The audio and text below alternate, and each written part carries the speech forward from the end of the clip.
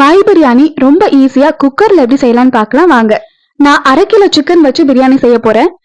இதுக்கு ஒரு குக்கர்ல கொஞ்சமா எண்ணெய் விட்டு அதுல 2 பிரியாணி இலை, 1 ஸ்டார் பூ, 2 ஏலக்காய், 2 கிராம்பு, 2 பட்டை இதெல்லாம் ஆட் பண்ணி 2 பெரிய சைஸ் வெங்காயம் நீள்வாக்குல கட் பண்ணி இதை ஆட் பண்ணி நல்லா வதக்கி விட்டுருங்க. அரைச்சு வச்சிருக்க இஞ்சி பூண்டு பேஸ்ட் 70 கிராம் அளவுக்கு ஆட் பண்ணி இதுல நல்லா வதக்கி விட்டுருங்க.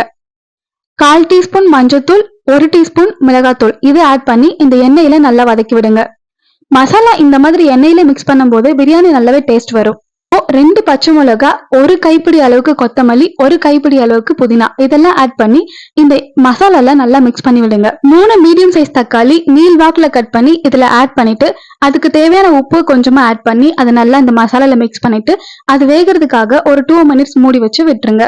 நல்லா மஞ்சத்தூள் போட்டு வாஷ் பண்ணி வச்சிருக்க 1/2 kg சிக்கனை இது கூட ஆட் பண்ணிட்டு அது கலர் மாறுற வரைக்கும் இந்த மசாலால நல்லா மிக்ஸ் பண்ணி விட்டுருங்க. சிக்கன் வேகிறதுக்காக கொஞ்சமா உப்பு ஆட் பண்ணிட்டு ஒரு 3 மினிட்ஸ் இதை மூடி போட்டு நல்லா வேக விடுங்க. 3 மினிட்ஸ் கழிச்சு ஓபன் பண்ணி பாத்தீங்கன்னா சிக்கன்ல நல்லாவே தண்ணி விட்டு இந்த சமயத்துல 1 கப் அளவுக்கு தயிர், 1/2 லெமனை இது கூட ஆட் பண்ணிட்டு இந்த மசாலால நல்லா மிக்ஸ் பண்ணி விடுங்க. நம்ம தயிர் ஆட் பண்றதுனால சிக்கன் ரொம்பவே சாஃப்டா ஜூசியா வரும். அதனால நம்ம இந்த மாதிரி பண்றோம். 2 கப் அளவுக்கு அரிசி எடுத்து நான் ஊற வச்சிருக்கேன். 1 கப் அரிசிக்கு 2 கப் தண்ணி அளவுக்கு நம்ம சேர்த்து இதுல ஆட் பண்ணிக்கலாம். இது தவிர எக்ஸ்ட்ரா தண்ணி சேர்க்க வேண்டிய அவசியம் இல்ல. சிக்கன்ல ஆல்ரெடி கொஞ்சம் தண்ணி விட்டுருக்கோம். இந்த தண்ணி கரெக்டான அளவா இருக்கும். தண்ணி சேர்த்த பின்னாடி ஹை ஃபிளேம்ல வச்சு இதை நல்லா கொதிக்க விடுங்க.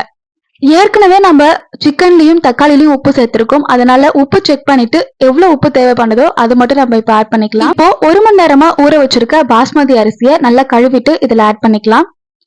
நல்லா மிக்ஸ் பண்ணிட்டு இப்போ 1 ஸ்பூன் அளவுக்கு கீ இது கூட ஆட் பண்ணிக்கலாம். குக்கரை க்ளோஸ் பண்ணிட்டு லோ ஃபிளேம்ல வச்சு 3 விசில் வரைக்கும் வெயிட் பண்ணி ஓபன் பண்ணி பாருங்க. சூப்பரான பிரியாணி நம்மளுக்கு கிடைக்கும். நீங்களும் இதே மாதிரி வீட்ல ட்ரை பண்ணிட்டு எப்படி இருக்குன்னு கமெண்ட் பண்ணுங்க.